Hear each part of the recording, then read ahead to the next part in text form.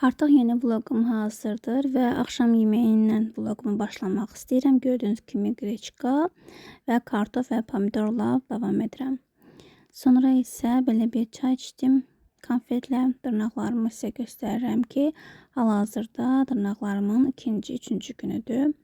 Axidiyam açıb bir dənə dama. Keçən elə belə almışdım. Bu ildə yenidən həmin rəngini açdım. Bu sarxidiyam xarab oldu, nəsə alınmadı.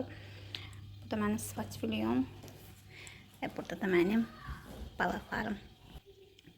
İndi isə sizlərə hazırladığım, aldığım yeni kitabımı paylaşmaq istəyirəm.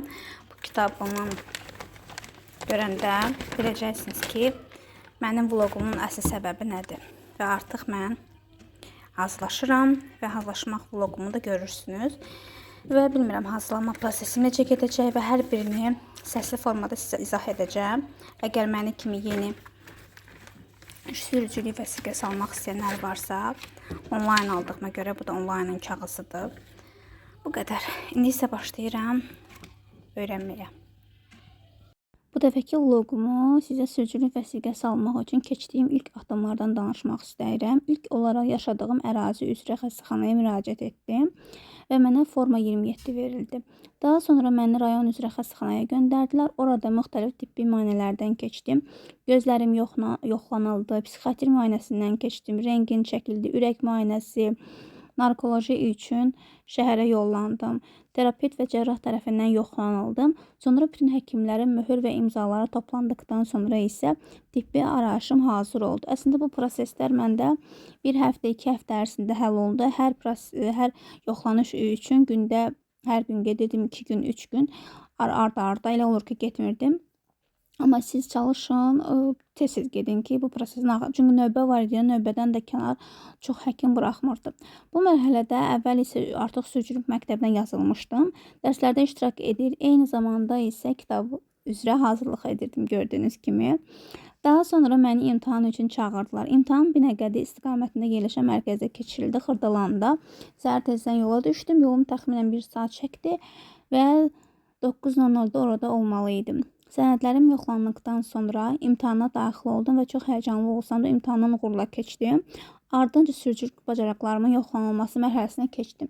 Bu mərhələni də uğurla başa vurduqdan sonra artıq sürücülük vəsiqəmi gözləməyə başladım. Nəhayət vəsiqəmi aldım. Bu proses əslində çox həyəcanlı şəkildə getmişdi. Gecə-gündüz demək olar ki, fikrim bununla idi. Bəlkə indi danışanda hər şey sadə görünür, amma mənim üçün olduqca çətin və məsuliyyətli bir yol idi. Ona görə də bugün özümlə qürur duyuram. Və inana bilmirəm ki, o həyəcanla keçirdiyim anı artıq bitirmişəm və vloqumu paylaşıram. Çünki bu videoları çəkərkən düşünmüşdüm ki, nə vaxt sürücülük vəsiqəm məndə olsa, o zaman YouTube'da paylaşım edəcəm. Bilməyənlər də xəbərdar olsun. Çünki mən də YouTube'dan maraqlanırdım. Bu proses necə gedir, necə olur və necə olacaq. Çox həyəcan keçirdim və nəhayət artıq öz istəyimə nail oldum. Qaldı mənim maşın arzum. Bu isə mənim makyaj fırçalarımda, onları yumuşam və onları yuyarkən də üzümə qulluq elədim. İvrəşenin belə bir üz yuma yağını istifadə etdim. Daha sonra Sibirskidən belə bir üz yuma gel istifadə etdim. Çox bəyənirəm. Ardından İvrəşenin skrabını istifadə etdim.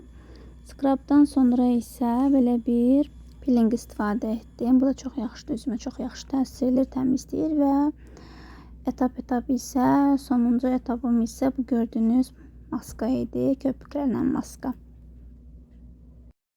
Üzümə ona görə qulluq edirdim ki, burada artıq Atəşgah restoranındayıq. Oğlumun 4-cü sinif buraxılışıdır və oradan elə çox çəkili çəkməmişəm, amma burada da yadigar qalsın deyə paylaşıram.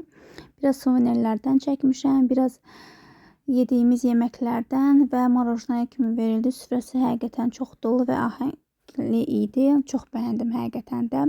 Məsləhət görürəm ki, əgər orada gedib gəzmək istəsəz, muzey ab-havasında yeni kəşflər etmək istəsəniz, Suraxanda yerləşən Atəşgah restoranına gedə bilərsiniz. Burada isə bazar günü 14 iyunda Miraç Çağrı Aktaş, Türkiyənin məşhur yazarı, Bakıya təşrif buyurmuşdu Librav tərəfindən və mən də öz kitablarımı imzalatdırdım. və bu mənim üçün qürur verici, çünki kitablarını oxumuşam, özünü də izləyirəm, çox bəyənirəm həqiqətən də və burada da yadigar qalsın.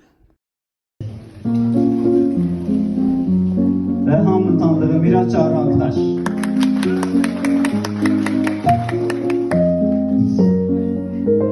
Seninkine buradaymış, görmedim. Evet, en azından istediğimiz şeyler olmuyorsa çalışıp çabalamamız lazım. Şimdiki genç nedir bu? Eşittir. Farkında olmak. Kendinizin, hayatınızın farkında olmak diye düşünüyorum. Yani ben o sıkıntılı günlerimiz. Çünkü bak, iyi yere gelen insanlara bir bakın. Herkes bir bedel ödemiş, herkes bir sorun yaşamış, bir problem yaşamış, hayatıyla yaşamış. Ne bileyim, işte ailesini kaybetmiş, kendisini kaybetmiş. Ama işte önemli olan ne biliyor musun? Kendinin farkında olmak. Neye ihtiyacın olduğunu bilmek ve neye ihtiyacın olmadığını bilmek bence. Ya bu benim için fazla. Bu benim için fazla. Diyebilmek. Ya da benim ona ihtiyacım var diyebilmek. Bu sizin bugün hayatınızda ne olursa olsun. Taktığınız bir küpe olur, okuduğunuz bir kitap olur. Növbəti planım isə dırnaqlarımı manikür etdirmək idi. Çünki yay gəldiyinə görə dırnaqlarıma mütləq baxım lazım idi və rəngi isə gördüyünüz kimi sarı rəngi seçdim. Çox insan bəyəndi. Düşünürəm ki, sizə də gözəl seçim olar.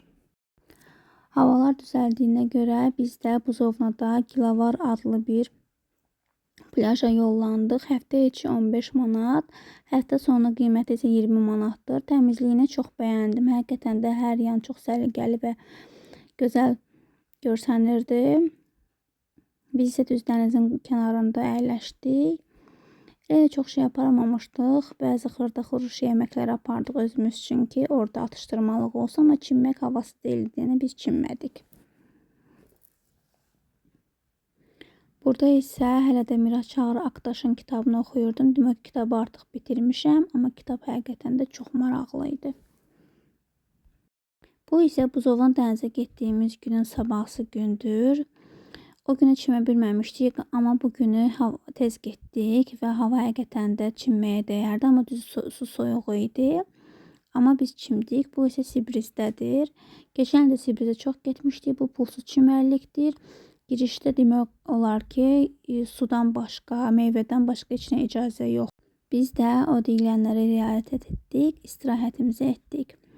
Sonda isə orada restorandan belə bir dondurma götürdüm. Dondurmanın qiyməti isə 3 manat idi. Və gördüyünüz kimi Sibrizdə yaxından çəkirəm. Keçən illəri yay vloglarında ancaq Sibriz deyə vloglar çəkirdim. Bu ildə başlanğıcı Sibrizdən başlayıram. Görək indi bütün yayı yenə gözləyir bizi. Düşünürəm ki, yenə də dənizə getsə Sibrizə gedərək. Çünki Sibrizin həm havası təmizdir, həm də gözəldir. Sibriz deyəndə Kənardaram kəndi. Bura pulludur, çünki giriş 50 manatdır. Hələ ki bizim o qədər belə də vadəcə bütçəmiz yoxdur ki, ora gedək. Bilmirəm nə vaxtsa olsa gedərəm ya yox, amma hələ ki biz ödənişsiz plajla qane oluruq. Və mənim üçün də yetərli qədər də çox da maraqlı olur. Belə, vloqum əslində sonlanır. Ümid edirəm ki, maraqlı bir vloq alındı. İzləyənlər də sağ olsunlar. İzləməyib yazmayanlar var, like elə etməyənlər var. Əslində like etsəz, yazsaz, öz fikirlərinizi mənimlə bölüşsəz çox şad olaram. Çünki bilirəm ki, daha da maraqlı yerlərə getsəm, vloqlar çəkə bilim və belə olduqda daha da həvəslənirəm.